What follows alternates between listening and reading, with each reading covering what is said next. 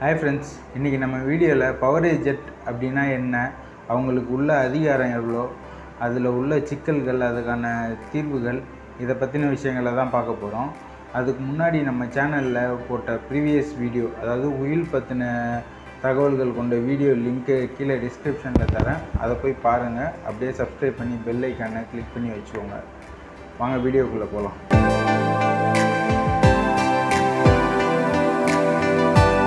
பவர்னா என்ன, எங்களுக்கு தான் தெரியுமே அப்படின்னு நீங்கள் கேட்டிங்கன்னா, பவர் வேறு, பவர் ஏஜென்ட் வேறு. பவருங்கிறது இங்கே உள்ள தமிழ்நாட்டில் உள்ள சொத்துக்களை நம்ம மற்றவங்களுக்கு விற்கிறதுக்காக மற்றவங்க பேருக்கு பவர் கொடுத்து வைப்போம். அதுக்கு பேர் பவர்னு சொல்லுவாங்க. பவர் ஏஜென்ட் அப்படிங்கிறதும் இந்த மாதிரி தான் ஒரு விதத்தில்.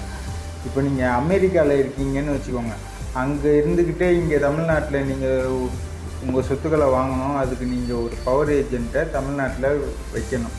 அவர் நீங்கள் வாங்க நினைக்கிற சொத்துக்களை உங்கள் பேரில் தமிழ்நாட்டில் வாங்குவார். ஓகே, இந்த ப்ராசஸ்க்கு பேர் தான் பவர் ஏஜென்ட். அப்படி அதாவது POA அப்படின்னு சொல்லுவாங்க. நீங்கள் உங்களுக்கு நம்பிக்கையானவரையோ இல்லை சொந்தக்காரங்களையோ பவர் ஏஜென்ட்டாக வைக்கலாம்.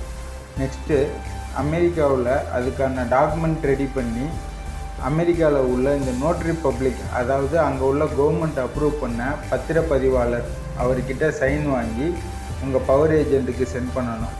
அதை அவர் தமிழ்நாட்டில் உள்ள ரிஜிஸ்டர் ஆஃபீஸில் அட்ஜுடிகேஷன் முறையில் ரிஜிஸ்டர் பண்ணி பவர் ஏஜென்ட்டாக ஆகிடுவார்.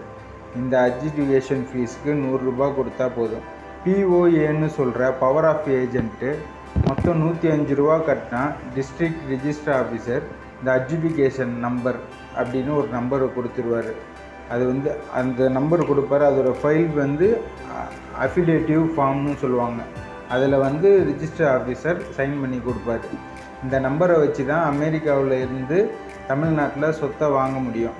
சொத்தை வாங்கும்போது அதில் இந்த அட்ஜுடிகேஷன் நம்பரை கண்டிப்பாக நீங்கள் குறிப்பிட்டாகணும்.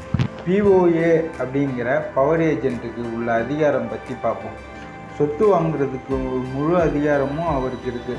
அதாவது டாக்குமெண்ட்ஸ்லேயும் இவர் தான் சைன் பண்ணுவார், ஃபோட்டோவும் அவர் பேரில் தான் இருக்கும். அப்படி வாங்கின சொத்துக்கு இருக்கிற அட்ஜுடிகேஷன் நம்பரு ஈஸியில் காமிக்காது, அது நோட் பண்ணணும். இப்போது பவர் ஏஜென்ட்டு அந்த சொத்தை வாங்கி விற்றுட்டா என்ன பண்ணுறது அப்படின்னு நீங்கள் நினைக்கலாம்.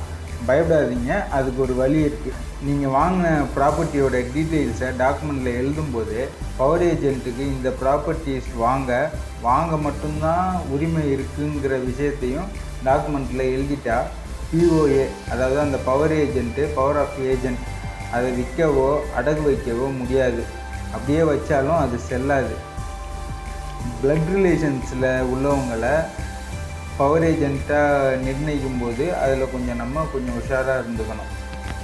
ஆக்சுவலாக அது ஒன்றும் என்ன விஷயம்னா, நீங்கள் உங்கள் அப்பாவை பவர் ஏஜென்ட்டாக வைக்கிறீங்கன்னா, சப்போஸ் அதுக்கப்புறம் சொத்தை வாங்கினதுக்கப்புறம் அவர் இறந்துட்டார்னா அவரோட மற்ற பிள்ளைகளும் அந்த சொத்தில் பங்கு கேட்குறதுக்கு வாய்ப்பு இருக்குது. ஓகே ஃப்ரெண்ட்ஸ், இன்றைக்கி வீடியோ பிடிச்சிருந்தா லைக் பண்ணுங்கள், ஷேர் பண்ணுங்கள், கமெண்ட் பண்ணுங்கள், மறக்காமல் சப்ஸ்கிரைப் பண்ணி அந்த பெல் ஐக்கானை கிளிக் பண்ணுங்கள்.